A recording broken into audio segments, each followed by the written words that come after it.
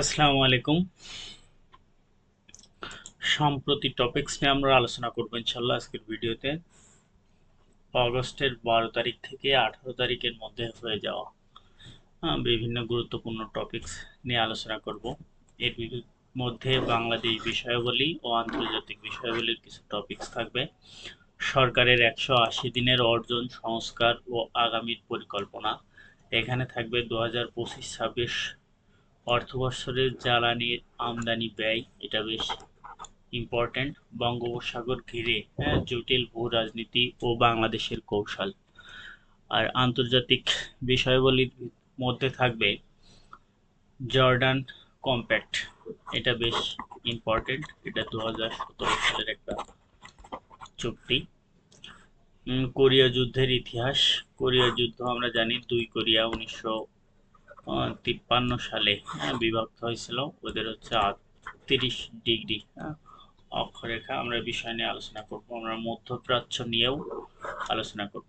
তো আমরা বাংলাদেশ বিষয়াবলীর মধ্যে ঢুকি। দেখেন, বাংলাদেশ সরকারের 180 দিনের অর্জন। ঠিক আছে, আমরা জানি ত্রয়োদশ জাতীয় সংসদ নির্বাচন অনুষ্ঠিত হয়েছিল 12ই ফেব্রুয়ারি, আর সরকার শপথ নেয় হচ্ছে 17ই ফেব্রুয়ারি। 17ই ফেব্রুয়ারি থেকে 17ই অগস্ট, এই 6 মাসকে 180 দিনে একটা পরিকল্পনা করা হয়েছে। দেখেন, এই 180 দিনের ভিতরে যে সরকারের অর্জন মোটা দাগে সেগুলো দিয়েছে। অর্থনীতি, মূল্যস্ফীতি 9.16 ওয়ান 9.16% নেমে এসেছে। ঠিক আছে, 2025 সালের নেট সরকারি বিনিয়োগ, ঠিক আছে, 44% বেড়ে গেছে। তারপরে হচ্ছে পূর্ণ অর্থায়ন বাংলাদেশে 100,000 কোটি টাকা। ওটা ইম্পর্টেন্ট না, এটা দেখেন। খাদ্য গুদামে 40,000 টনের 40 লাখ টনের বেশি খাদ্য মজুদ আছে। শিক্ষাক্ষেত্রে বাজেট বৃদ্ধি হয়েছে 56.6%। সামাজিক সুরক্ষা খাতে সরকার বেশ গুরুত্ব দিয়েছে। এই আওতায় ফ্যামিলি কার্ডে প্রত্যেক মাসে 25,000 টাকা করে দেওয়া হবে। এটা প্রাথমিক পর্যায়ে 40 লাখ মহিলাদের দেওয়ার পরিকল্পনা নিয়েছে। কৃষক কার্ড, এই যে কৃষক কার্ড প্রি পাইলটিং প্রকল্প হিসেবে চালু হয়েছে 20,802 20,802 জন কৃষকের মধ্যে। আবার পরিবেশ রক্ষায় 25 কোটি বৃক্ষরোপণ কর্মসূচির একটা প্রজেক্ট হাতে নিয়েছে 5 বছরের মধ্যে।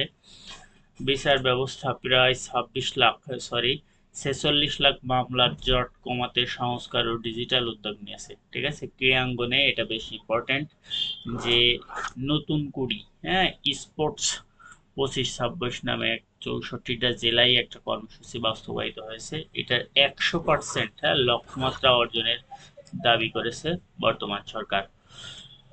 অর্থনীতিতে স্থিতিশীলতা ফেরানোর উদ্যোগ। ঠিক আছে, অর্থনীতিতে স্থিতিশীলতা ফেরানোর উদ্যোগের মধ্যে আমাদের দেখেছি যে মূল্যস্ফীতি কত শতাংশ কমেছে, 9.16% কমেছে। আর যে বিনিয়োগ, ফরেন ডিরেক্ট ইনভেস্টমেন্ট 44% বৃদ্ধি পেয়েছে। ঠিক আছে, যার পরিমাণ হচ্ছে 168 কোটি মার্কিন ডলার, যা 2024 সালে ছিল মাত্র 123 কোটি ডলার। আমরা দেখেছি পুঁজিবাজার সংস্কারেও দীর্ঘমেয়াদী পদক্ষেপ হয়েছে। ফ্লোর প্রাইস ব্যবস্থার বাতিলের জন্য বাংলাদেশ সিকিউরিটি এক্সচেঞ্জ কাউন্সিলের মধ্যতায় দীর্ঘমেয়াদী সংস্কার কর্মপরিকল্পনা হাতে নিয়েছে। এর আওতায় আছে ইএফটি, ইটিএফ। ইটিএফ এর পূর্ণরূপ হচ্ছে আপনার exchange trade fund. Exchange trade fund. আমরা দেখি জীবন বান্ধব বাজেট।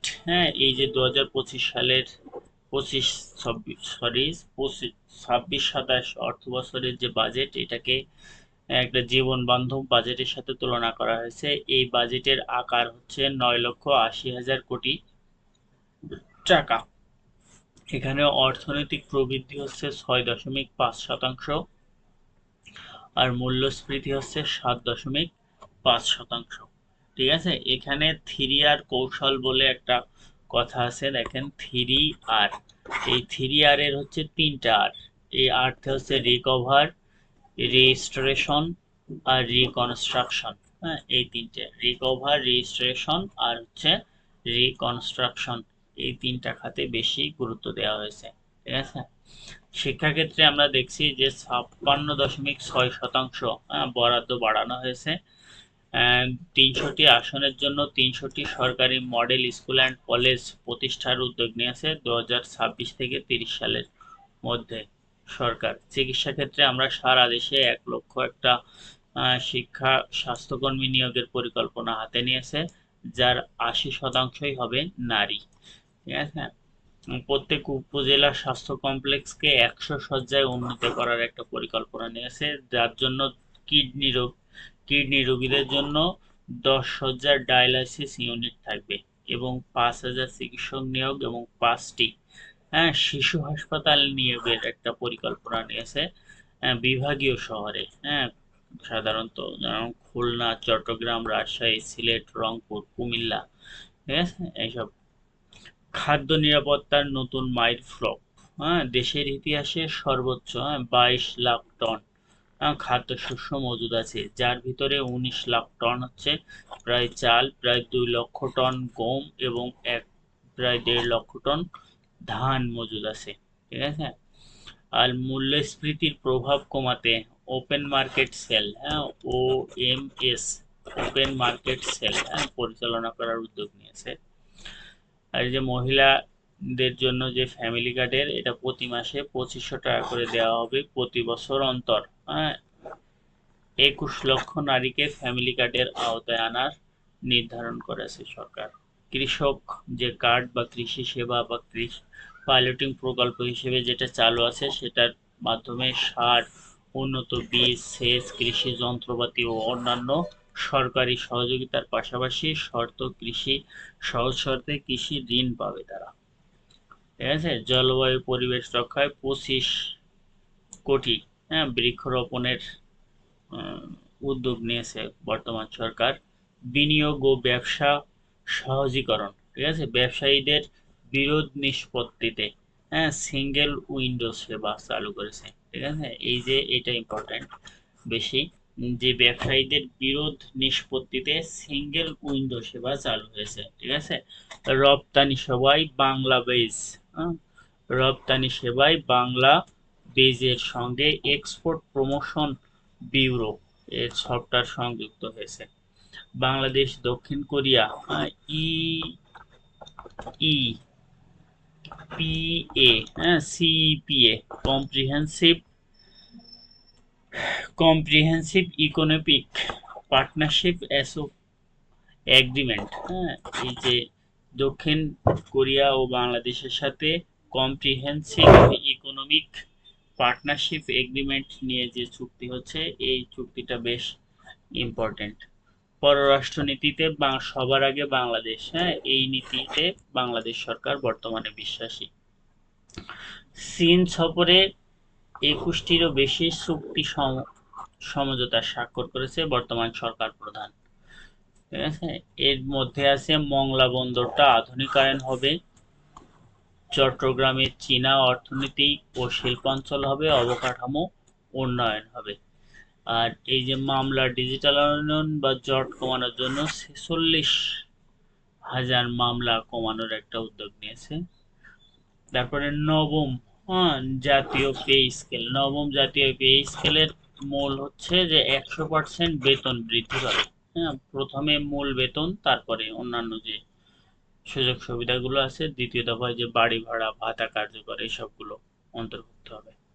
ঠিক আছে, যোগাযোগ ব্যবস্থায় প্রবীণ ও বিশেষ চাহিদা সম্পন্নদের জন্য টিকিট বা মেট্রো রেলে 15% ভাড়া মওকুফ করে দেওয়া হয়েছে।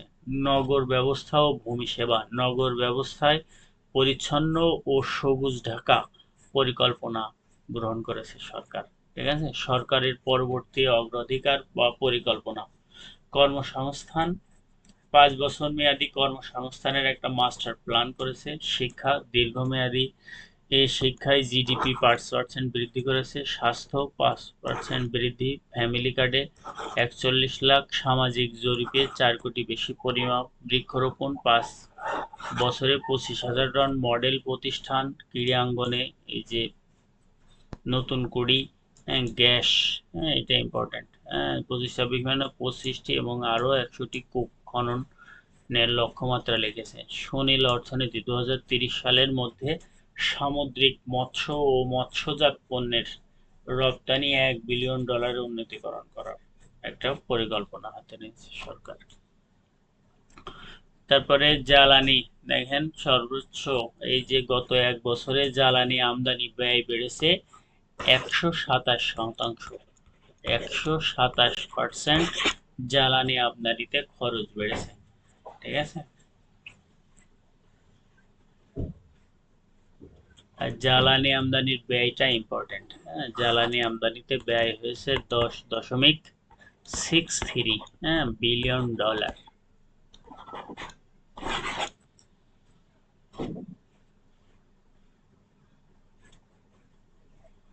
এই জ্বালানির দাম কেন এত বাড়ার দুটি কারণ। একটা হচ্ছে দেশের অর্থনৈতিক, দেশের জ্বালানি শক্তির চাহিদা বৃদ্ধি, আর দ্বিতীয় হচ্ছে আন্তর্জাতিক বাজারে তেলের দামটা বৃদ্ধির কারণে দামটা এত বৃদ্ধি হয়েছে। এই অপরিশোধিত তেলের চেয়ে পরিশোধিত জ্বালানি তেলের দামটা বেশি।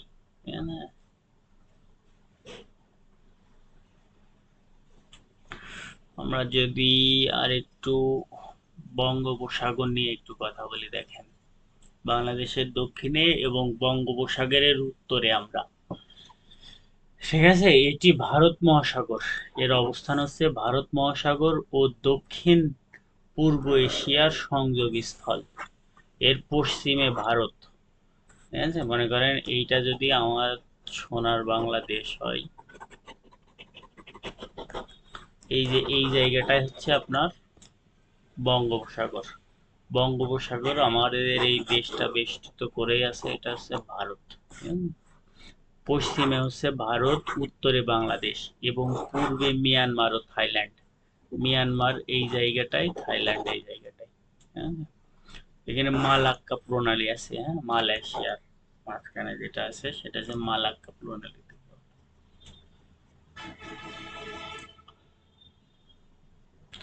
বঙ্গোপসাগরের এক প্রধান শক্তি ও তাদের স্বার্থ, দেখেন ভারতের স্বার্থ কি, পূর্ব উপকূলীয় নিরাপত্তা। এই যে ভারত, আমরা দেখছিলাম যে এটা যদি আমাদের দেশ হয় তাহলে এই যে ভারত, ঠিক আছে, ভারতের পূর্বে এই যে এই সাইডটা, এই সাইডটার নিরাপত্তা, উত্তর পূর্ব, ঠিক আছে, ভারতের সংযোগ, উত্তর পূর্ব ভারতের সংযোগ, এই যে ভারত আর এই যে পূর্বে যে সংযোগ, চীনের প্রভাবটা নিয়ন্ত্রণ এবং বিমস্টেক। চীনের স্বার্থ কি, ভারত মহাসাগরের প্রবেশাধিকার। আমরা জানি যে পৃথিবীর মানচিত্রটা যদি আমরা একটু দেখি, যে এই জায়গায় যদি বাংলাদেশ হয়, এই জায়গায় ভারত, থাইল্যান্ড, এই যে চীন, ঠিক আছে, আর এই যে এই সাইড দিয়ে ওদের সমস্ত পণ্য আনা নেওয়া করা হয়, ঠিক আছে। এই যে ভারত মহাসাগর, তারপরে বঙ্গোপসাগর, মালাক্কা প্রণালী, সেজন্য বঙ্গোপসাগরে ওদের যাতায়াত ব্যবস্থা আছে, ঠিক আছে। সেজন্য ভারত মহাসাগরের প্রবেশাধিকার, বন্দর, অর্থনৈতিক করিডোর, জ্বালানি ও বাণিজ্য পথ, ঠিক আছে। যুক্তরাষ্ট্রের এখানে স্বার্থ কি, যুক্তরাষ্ট্র হচ্ছে মুক্ত উন্মুক্ত ইন্দো প্যাসিফিক নৌ চলাচলের স্বাধীনতা, চীনের প্রভাব, বঙ্গোপসাগর কন্ট্রোলে রাখা মানে চীনকে কন্ট্রোলে রাখা মতো, ঠিক আছে। জাপানের এখানে স্বার্থ হচ্ছে অবকাঠামো, বন্দর, আঞ্চলিক সরবরাহ। বাংলাদেশের স্বার্থ হচ্ছে ভারসাম্যপূর্ণ পররাষ্ট্রনীতি, বন্দর, অবকাঠামো উন্নয়ন, নীল অর্থনীতি, বাজার ও বিনিয়োগ। মিয়ানমারেরও সেম করিডোর যে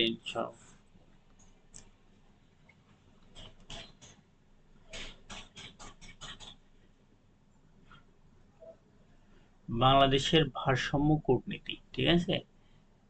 এই কূটনীতিটার সুযোগও যেমন আছে, এখানে ঝুঁকিও আছে, ঠিক আছে।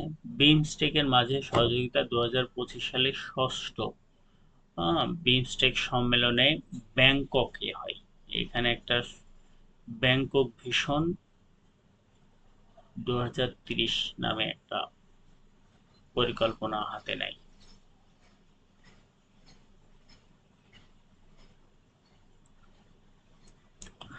আমাদের কিছু টুকরা খবর দেখেন। এই যে আমরা জানি যে আমাদের অর্থনৈতিক হচ্ছে শুরু হচ্ছে জুন জুলাই থেকে, এটা হচ্ছে এপ্রিল মার্চে কনভার্ট করা হবে, ঠিক আছে।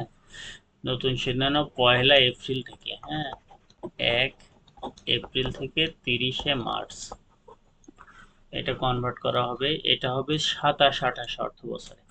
আমাদের এখন হচ্ছে 2026-27, এই অর্থ বছরের পরের যেটা আছে 27-28, ওটা হবে 9 মাসের একটা অর্থ বছর। তারপরে 28-29 থেকে এপ্রিল মার্চ অর্থনৈতিক বছর করার পরিকল্পনা নিয়েছে। দুদকের নতুন চেয়ারম্যান হিসেবে নিযুক্ত হয়েছেন সাবেক বিচারপতি AKM আসাদুজ্জামান। বাংলাদেশ টেলিকমিউনিকেশন নিয়ন্ত্রণ কমিশনের নতুন মহাপরিচালক মোহাম্মদ মনিরুজ্জামান। বিলুপ্ত হচ্ছে র্যাব, হ্যাঁ র্যাবের জায়গায় আছে special response battalion. Rapid action battalion বা র্যাবের পরিবর্তে আসছে response special special response battalion, SRB।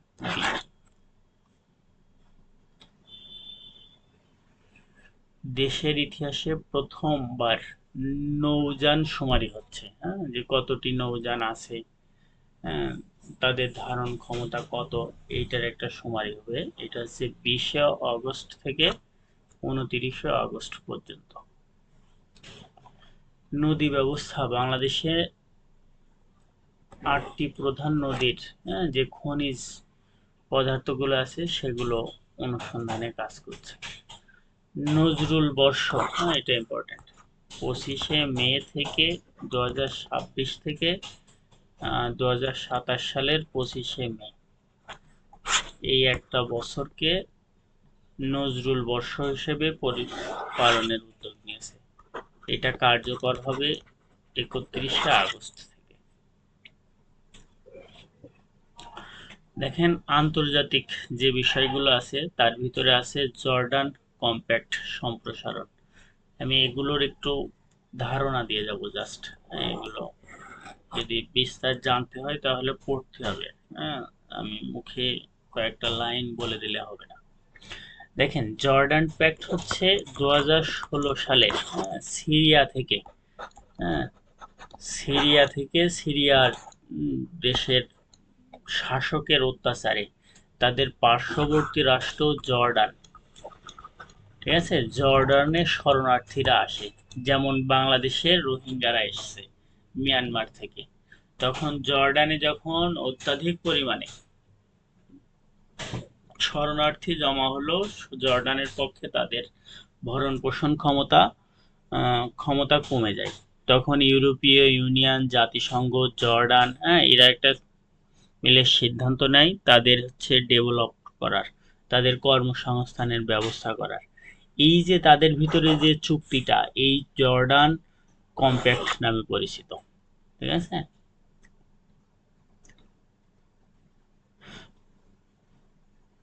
এই জর্ডান কম্প্যাক্ট এটা ফেব্রুয়ারিতে হয় লন্ডনে, supporting Syria and region conference নামে, ঠিক আছে।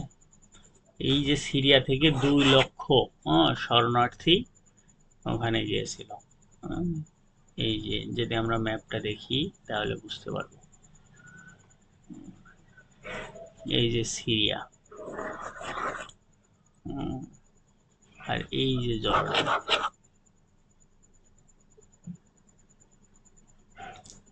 এটা এইড টু ডেভেলপমেন্ট পদ্ধতি ছিল, এটা আমার বেশ যুক্তিসঙ্গত মনে হয়েছে। রোহিঙ্গাদের বিষয়েও এই বিষয়ে একটু এমন উদ্দেশ্য নেওয়াটা উচিত ছিল।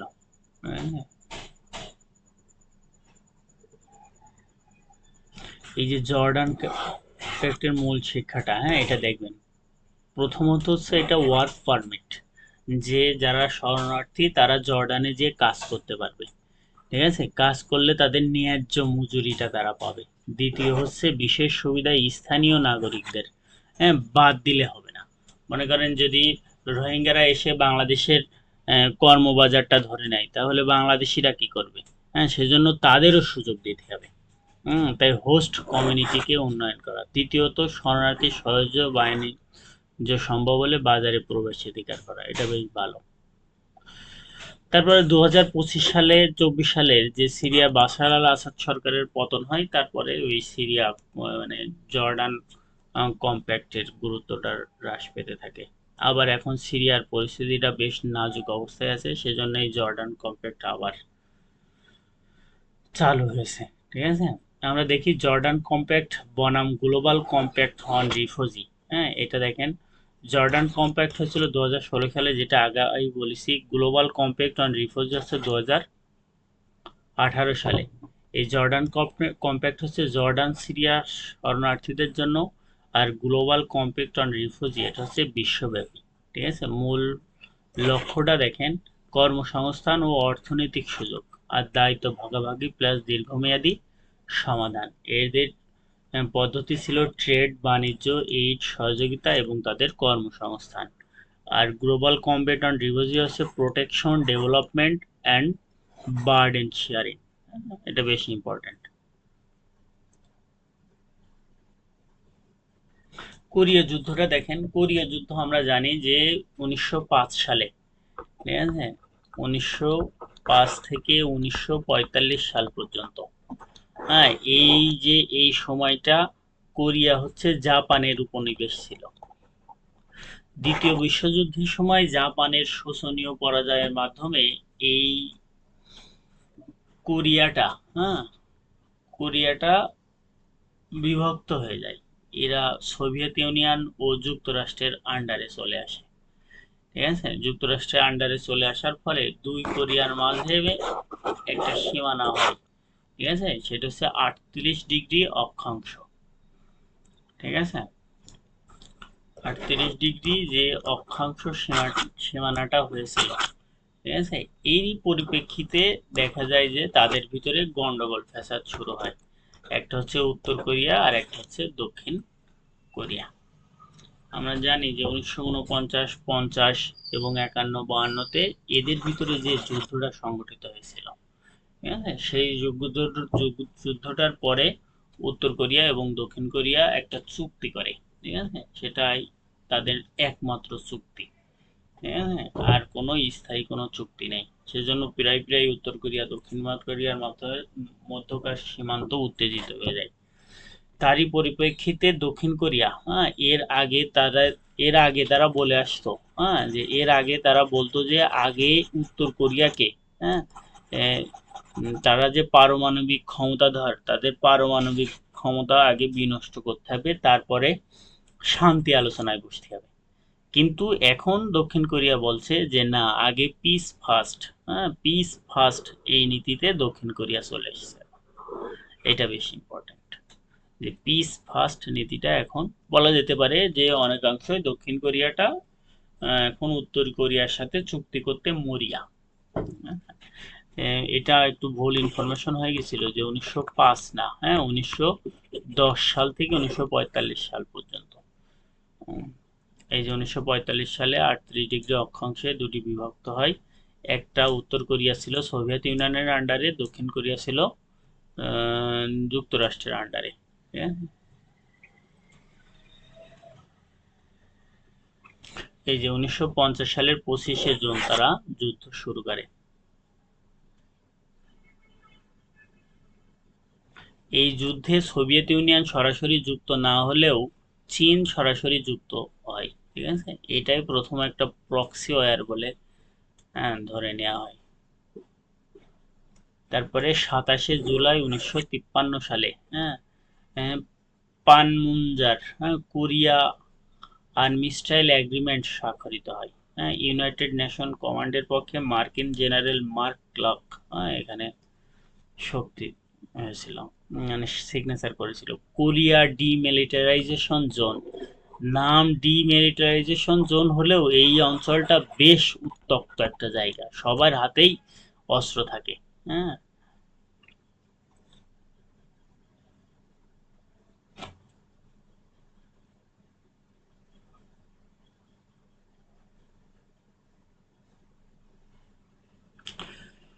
হ্যাঁ, এখানে আমি বলেই দিছি সবকিছুই, আর তেমন কিছু পড়া লাগবে না। কিছু আমরা জানি যে এই যে 12ই আগস্ট, হ্যাঁ, ইরান ইসরায়েলের যে 60 দিনের চুক্তি ছিল সেই চুক্তির মেয়াদটা শেষ হয়েছে।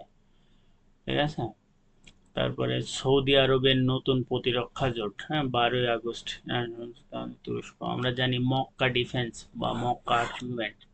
আমি আজকের নিউজে দেখলাম এখানে ইরানকেও প্রস্তাব দেওয়া হয়েছে, হ্যাঁ, যে মক্কা মক্কা জোট তুরস্ক, পাকিস্তান ও কার মধ্যে হয়েছিল? 7 তারিখে না এটা? এটা 7 তারিখে হয়েছিল কিন্তু, হ্যাঁ, মক্কা জোট। এটা মনে রাখবেন, মক্কা জোট। এটা হচ্ছে 7 তারিখে, 7 আগস্ট, মক্কাতে হয় এটা। 3টা দেশ আপাতত। তারপরে এখানে ইয়েমেনের মুখা বন্দর, হ্যাঁ, এটা আসতে পারে যে মুখা বন্দর কোথায়? মুখা বন্দর হচ্ছে ইয়েমেনে, মুখা বন্দর।